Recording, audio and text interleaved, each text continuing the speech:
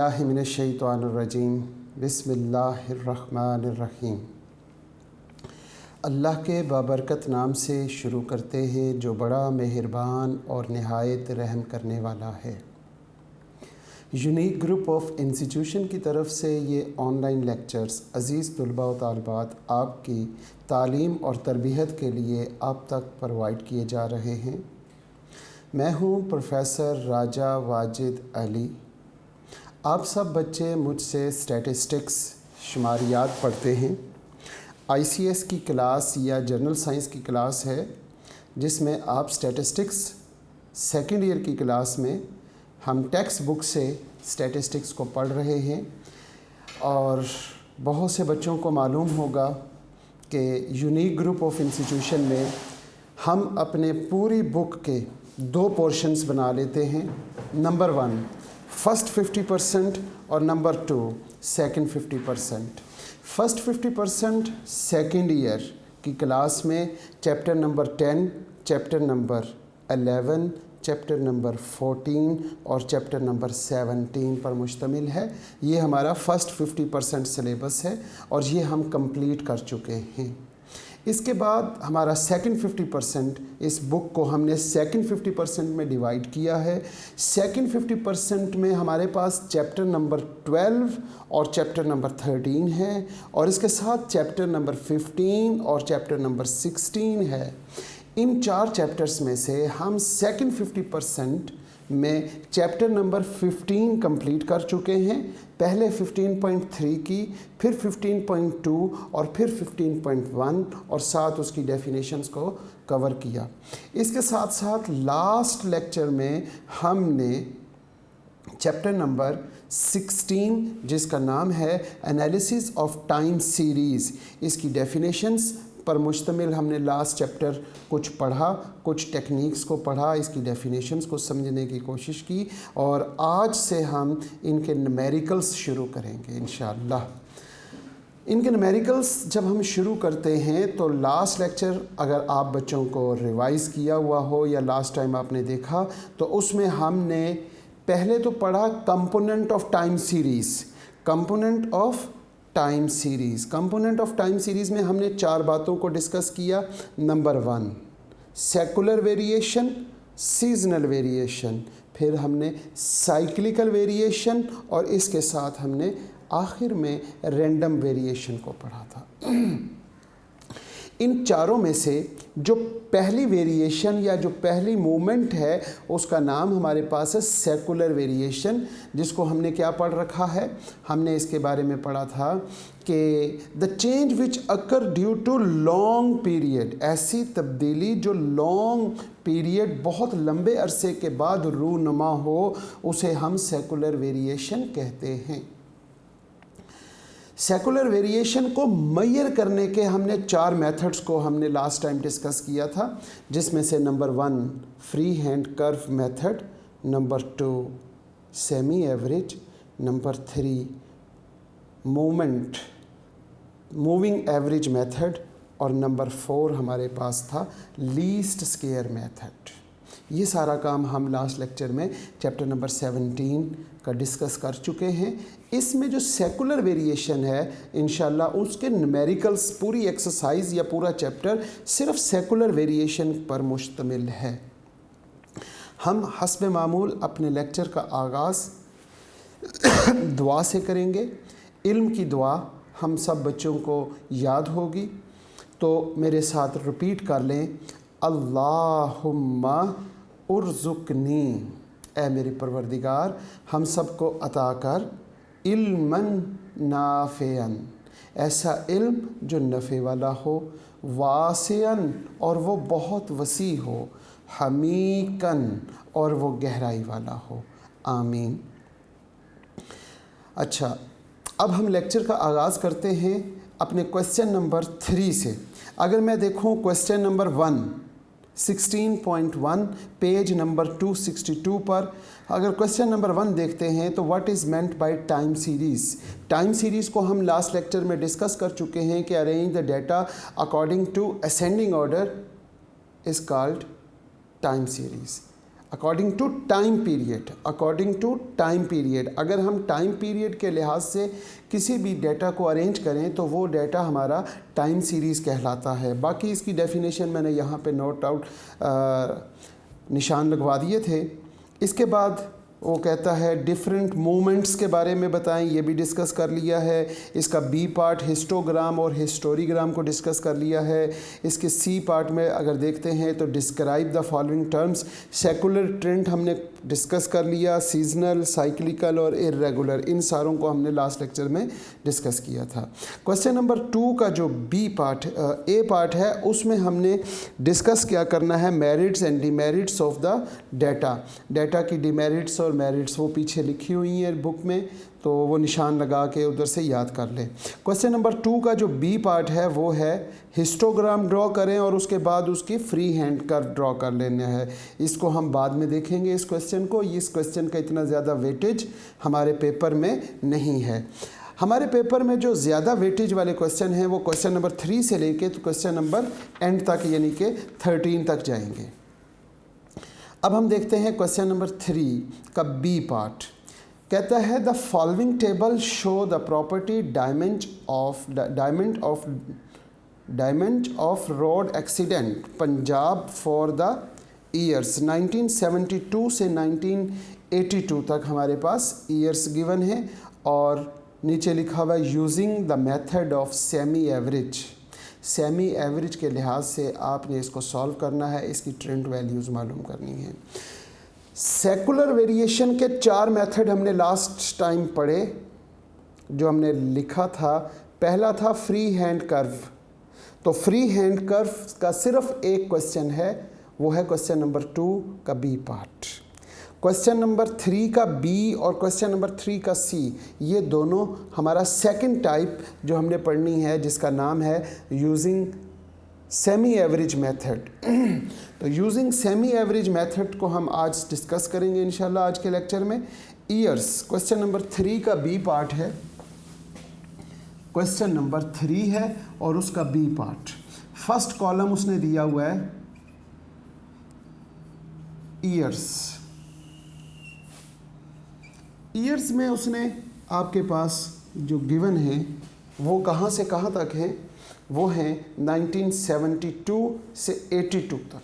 हम भी यहाँ पे तरतीब से लिख लेते हैं 1972, 1973, 1974, 1975, 1976, 1978, 1977, 1976, 72, 3, 4, 5, 6, यहाँ पे 7 है और यहाँ पे 8 और यहाँ पे 9, 1980, 1981, 1981 और 1982, ये हमारे पास ईयर्स हैं।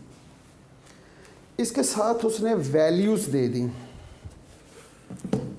वैल्यूज़ या फिर जो प्रॉपर्टी नुकसान हुई।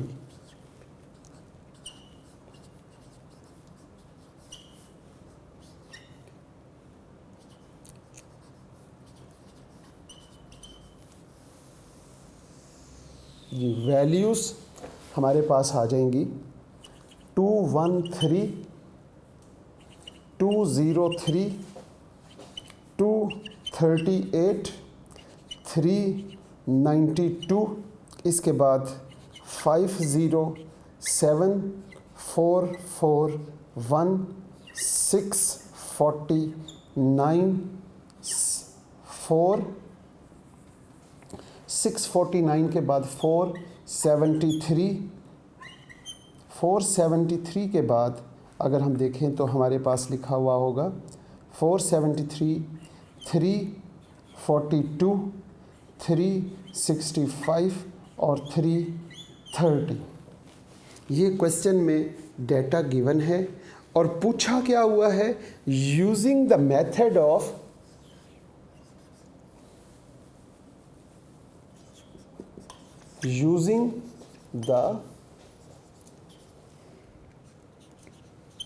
Method of semi average, SEMI, semi average, semi average method से फाइंड कर दें क्या, फाइंड द ट्रेंड लाइन या linear trend, find the linear trend.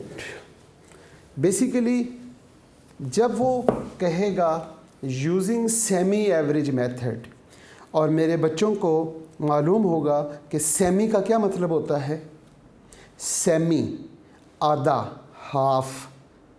अब आपके पास जो डेटा दिया हुआ है आपने क्या करना है, उसको हाफ करना है। अब हाफ करते हुए ज़रा गौर करें, पहले तो लिखेंगे हम सेमी टोटल, सेमी टोटल। इसके बाद हमारे पास आएगा सेमी एवरेज, फिर हमारे पास एक कॉलम बनेगा x, और लास्ट कॉलम हमारे पास जो बन जाएगा वो होगा ट्रेंड वैल्यूज़ या लीनियर ट्रेंड, या जो ट्रेंड वैल्यूज़ हैं वो मालूम करने हैं। यहाँ तक हमारे पास कंप्लीट क्वेश्चन बनेगा और इसका टेबल बनेगा। मैं ज़रा आपकी समझ के लिए इनको अलग ब्लॉक्स में बना दूंगा ताकि आपको ज़्यादा क्लियर समझ आ जाए। अगर हम इस टेबल को कंप्लीट करते हैं तो सबसे पहला काम हमने क्या करना है, सेमी टोटल। सेमी का मतलब होता है हाफ, आधा। आप अपनी वैल्यूज़ को हाफ करें जल्दी से, कि आपके पास सबसे पहले तो ये मालूम हो कि आपके पास ईयर्स कितने हैं। यहाँ से काउंट करते हैं 1 2 3 4 5 6 7 8 9 10 11। अब ये 11 है, 11 का हाफ कैसे करेंगे, आधा। अब 11 का हाफ होगा 5.5, अगर 10 होता तो 5 आ जाता। हमने पॉइंट्स को नहीं देखना। 11 का मतलब क्या होगा, वैसे तो 11 वैल्यूज़ हों तो इसका हाफ क्या होगा 5.5। आपने सिर्फ इस वैल्यू को देखना है 5। तो 5 वैल्यूज़ पर मुश्तमिल एक ग्रुप हमारे पास होगा और 5 वैल्यूज़ पे दूसरा ग्रुप होगा। तो एक वैल्यू फिर मिसिंग हो जाएगी फिर, क्योंकि 5 वैल्यूज़ का एक ग्रुप बन जाएगा, 5 वैल्यूज़ का दूसरा ग्रुप, और एक वैल्यू जो मिसिंग होगी वो लास्ट वैल्यू मिस नहीं करेंगे, उसको हम सेंटर में रखेंगे। यानी शुरू से 5 वैल्यूज़ कौन सी हैं, नंबर 1 हम ये देखते हैं, नंबर 1, नंबर 2, नंबर 3, फिर हम यहाँ से देखते हैं नंबर 4 और नंबर 5। ये जो हमारे पास अगर 5.5 आया, 5.6 आ जाए या कुछ भी आए, तो हमने पहला डिजिट जो पॉइंट से पहले है उसको देखना है और उतनी वैल्यूज़ ऊपर सेलेक्ट कर लेनी है। फिर हमने नीचे से, यहाँ से एंड से शुरू करना है, 1 2 3 4 और ये 5। तो यहाँ से शुरू किया, ये 2 वैल्यूज़ आ गई, ये तीसरी वैल्यू आ गई, ये चौथी और ये 5वीं। ये 5 वैल्यूज़ पर मुश्तमिल एक ग्रुप बन गया और 5 वैल्यूज़ पर मुश्तमिल दूसरा ग्रुप बन गया। ये सेमी हो गया। अपने डेटा को हमने बराबर 2 हिस्सों में तकसीम कर लिया। अगर यहाँ 10 वैल्यूज़ होती तो फिर ये वैल्यू ना लिखी होती, एक वैल्यू ना होती, 5 ऊपर और 5 नीचे। अगर यहाँ पर 7 वैल्यूज़ होती तो 7 को क्या करते, 2 पे डिवाइड करते। जब 7 को 2 पे डिवाइड करते हैं तो मेरा ख्याल है 3.5 आ जाएगा। 3 और 3 6 और 1 7, 3.5 आया। तो जब हमारे पास 1 2 3 4 5 6 वैल्यूज़, सॉरी 7 वैल्यूज़ होती तो हमारे पास ये 3 का एक ग्रुप बन जाना था और 3 का दूसरा ग्रुप बन गया। अगर यही वैल्यूज़ 10 के बजाय ये 11 वैल्यूज़ थी, अगर ये 12 होती, अगर ये वैल्यूज़ 12 होती और जब आप इसको हाफ करते तो वो तो 6 आ जाना था। तो फिर 6, 1 2 3 4 5 6, ये 6 वैल्यूज़ का एक ग्रुप और 6 वैल्यूज़ का दूसरा ग्रुप बन गया। पहला पॉइंट, सेमी एवरेज में अपने डेटा को हाफ बराबर इक्वल टू पार्ट्स में डिवाइड करना है। अब इक्वल टू पार्ट्स में डिवाइड करते हुए अगर यहाँ पे 12 होता तो वो आ जाता 6, यानी कि 6 ऑड के इवन आ गया। जब डिवाइड करने के बाद इवन आ जाए तो फिर हम 72 और 73 के दरमियान एक लाइन छोड़ देंगे, फिर 73 और 74 के दरमियान एक लाइन छोड़ेंगे। अगर सेमी एवरेज में जब हम डेटा को सेमी करेंगे और जब हाफ करें और वो नंबर ऑफ ईयर्स हमारे पास जो हैं वो इवन आ जाएं तो एक एक लाइन छोड़ के लिखेंगे, और अगर ऑड आ जाएं तो लाइन छोड़ने की ज़रूरत नहीं है। अब लाइन क्यों छोड़ेंगे, वो जब इवन आएगा तो उसके साथ हम उसको डिस्कस करेंगे। अभी क्योंकि जब हमने 11 वैल्यूज़ थी और उसको 2 पे डिवाइड किया 5.5 आया, और फर्स्ट डिजिट 5 जो है वो ऑड है, इसलिए मैंने लाइन भी नहीं छोड़ी। अब इसके बाद जो नेक्स्ट कॉलम है वो अगर आप गौर करें तो वो आपने क्या करना है, सेमी टोटल जो आपने डेटा हाफ किया है, ये आपने हाफ कर लिया, इनका टोटल करें। अब इनका टोटल किसका टोटल करना है, 213 को प्लस करना है 203, फिर प्लस 238, फिर प्लस 392, फिर प्लस 507। इनको जब आपने प्लस किया, सेमी का टोटल कर लिया, जो हाफ डेटा किया था उसका टोटल किया, ये मेरे पास आ गया 1553, यानी कि 1553। और लिखेंगे कहाँ पर, इनके सेंटर में। अब यहाँ पे 1 2 3 4 5 वैल्यूज़ हैं, 5 वैल्यूज़ का सेंटर ये तीसरी वैल्यू है। यहाँ पे आप लिखते हैं 155 और 3, ये आपके पास सेमी टोटल आ गया। सेमी का मतलब इक्वल टू पार्ट्स होते हैं तो 2 टोटल होंगे, फिर एक तो नहीं होगा। फिर ये जो दूसरा ग्रुप है 649 प्लस 473 प्लस 342 प्लस 365 प्लस 330, जब आप इनको प्लस करते हैं तो आपके पास आंसर आता है 2159। और इनको जब प्लस कर लिया तो इनके सेंटर में, यानी कि ये 1 2 3 4 5 वैल्यूज़ हैं। अब इन 5 का सेंटर तीसरी वैल्यू है तो यहाँ पे लिखेंगे और वो हमारे पास आ जाएगा 2159। ये तो सेमी टोटल हो गया। अब आप क्या मालूम करेंगे, सेमी एवरेज। एवरेज कैसे मालूम करते हैं जनाब, एवरेज मालूम करने का तरीका ये होता है कि अगर हमारे पास 10 वैल्यूज़ हैं तो 10 वैल्यूज़ का सम करें और उसे डिवाइड कर दें 10 पे, और अगर 5 वैल्यूज़ हैं तो 5 वैल्यूज़ का टोटल करें। अब यहाँ पर लिखा हुआ है सेमी, सेमी का मतलब होता है हाफ, और हाफ में हमारे पास 1 2 3 4 और 5 वैल्यूज़ हैं, और इन 5 वैल्यूज़ का टोटल ये हो चुका है, और इनको 5 पे डिवाइड करेंगे तो सेमी एवरेज आ जाएगा। इसका मतलब यहाँ पर हम लिखेंगे 1553 dividing by 5 is equal to, जब हमने इसे डिवाइड किया तो जवाब आ गया 310.6, और ये हमारे पास सेमी एवरेज आ गया। फिर इसी तरीके से यहाँ पे सेमी एवरेज मालूम करेंगे 2159 डिवाइडिंग बाय 5, क्योंकि ये भी 5 वैल्यूज़ का टोटल है। जब इसको 5 पे डिवाइड करते हैं तो ये 431.8 आ गया। यहाँ पे हमारे पास आंसर आएगा 431.8।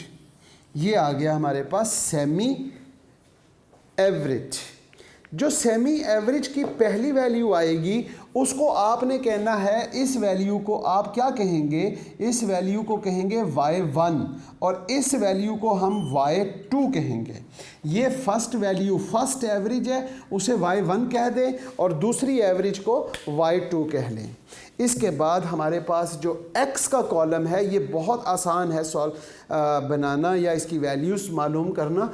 x की वैल्यूज़ कैसे मालूम करेंगे, ओरिजिन 1972 को ले लें, जो पहला बिगनिंग ईयर है उसको ओरिजिन ले लें। अब इसको आपने ओरिजिन लिया, इसमें से इसी को माइनस कर दें तो आपके पास x की वैल्यू आ जाएगी। 1972 माइनस 1972 आंसर 0 आ गया। पहला आंसर क्या आ गया? 0। बिल्कुल इसी तरीके से आपने क्योंकि ओरिजिन लिया 1972, बिगिनिंग ईयर को ओरिजिन लेना है। 1973 में से 1972 को माइनस करें तो आंसर आ जाएगा 1। फिर इसी तरह 1974 में से 1972 को माइनस करेंगे तो हमारे पास आंसर आ जाएगा यहाँ पे 2। फिर इसी तरह 3, 4, 5, 6, 7, 8 और 9 और 10। दूसरे अल्फाज में अगर मैं यूँ कहूँ कि आपने x की वैल्यूज़ मालूम करनी है तो x की वैल्यूज़ पहले साल के सामने 0 लिख दें और नीचे गिनती पूरी कर लें 1 2 3 4 5 6 7 और जहाँ तक जा रहा है वहाँ तक काउंटिंग पूरी कर लें। ये सिंपल वे है और इसका जो ओरिजिनल या कॉन्सेप्चुअल पॉइंट है वो ये है कि हमने बिगिनिंग ईयर को ऑलवेज 0 लेना है। यहाँ तक क्लियर हो गया होगा। इसके बाद हमने मालूम करना है जनाब, एक इक्वेशन मालूम करनी है। वो इस टेबल के नीचे आप बनाएंगे क्योंकि मेरे पास जगह नहीं है, मैं यहाँ पे लिखूँगा। हमारे पास एक इक्वेशन होती है y = a + bx। इसको हम कहेंगे कि ये सेमी ट्रेंड या लीनियर ट्रेंड वैल्यूज़ है। क्योंकि सेमी से हासिल करेंगे, इसमें सबसे पहले b की वैल्यू कैसे मालूम करेंगे? b का फार्मूला होता है जनाब b = y2 - y1 / x2 - x1। बहुत से बच्चों ने मैथमेटिक्स का चैप्टर नंबर 4 कर लिया होगा और मैथमेटिक्स के चैप्टर नंबर 4 में आपने एक इक्वेशन लिखी थी y = mx + c। अब ये m की जगह पे हमने b लिख दिया, mx + c की जगह पर हमने a लिख दिया और अरेंज कर लिया। तो ये बेसिकली m, वहाँ पे m को आपने क्या कहा था? Slope of the equation. और स्लोप का फार्मूला मेरे बच्चों को याद होगा अगर चैप्टर 4 कर लिया आपने तो y2 - y1 / x2 - x1। ये वही फार्मूला है, y2 - y1 / x2 - x1। अब y2 की वैल्यूज़ आपको मालूम है जी। ये जो एवरेज आई थी जहाँ पे हमने y2 और y1 कहा हुआ है, तो ये y1 के सामने जो x की वैल्यू है ये x1 है और y2 के सामने ये हमारे पास x2 है। तो x1 x2 भी मिल गया, y1 y2 मिल गया। वैल्यूज़ पुट करेंगे आप जी। वैल्यूज़ क्या है जी? y2 की वैल्यूज़ 431.8 - 310.6 और डिवाइडिंग बाय x2। इसके सामने जो वैल्यू है 8 और इसके सामने वैल्यू है 2, तो हम यहाँ पे 8 - 2 कर लेंगे। लिहाजा इसको जब आप कैलकुलेट करेंगे तो आपके पास b की वैल्यू आ जाएगी। अगर आप इसे कैलकुलेट करते हैं तो b की वैल्यू आ जाएगी 20.2। 20.2 के बाद आपने a की वैल्यू मालूम करनी है। a = क्या है मेरे पास? a = इसका फार्मूला होगा y1 - b और x1। y1 की वैल्यूज़ क्या है? y1 है हमारे पास ये, x1 की वैल्यू ये है। y1 और x1 क्लियर हो गया। इसके साथ हमें b की वैल्यू ये ऊपर से हम मालूम कर लेते हैं जो हमें मालूम है। y1 जी, कोई बच्चा बताए? 310.6 है y1 माइनस b की वैल्यू क्या है? 20.2 इंटू x1 की वैल्यू है जी 2। अब इस 2 को पहले इससे मल्टीप्लाई करें, फिर इसमें से माइनस कर दें तो आपके पास a का आंसर आ जाएगा। और a का क्या आंसर आया है जी? a का आंसर कैलकुलेट करने के बाद आंसर आया 270.2। ये a और ये b की वैल्यू यहाँ पर a और b की जगह पर पुट करेंगे तो ये हमारे पास एक स्ट्रेट लाइन बन जाएगी और वो यहाँ पे लिख देते हैं। वो यहाँ पे हम कैसे लिखते हैं जी?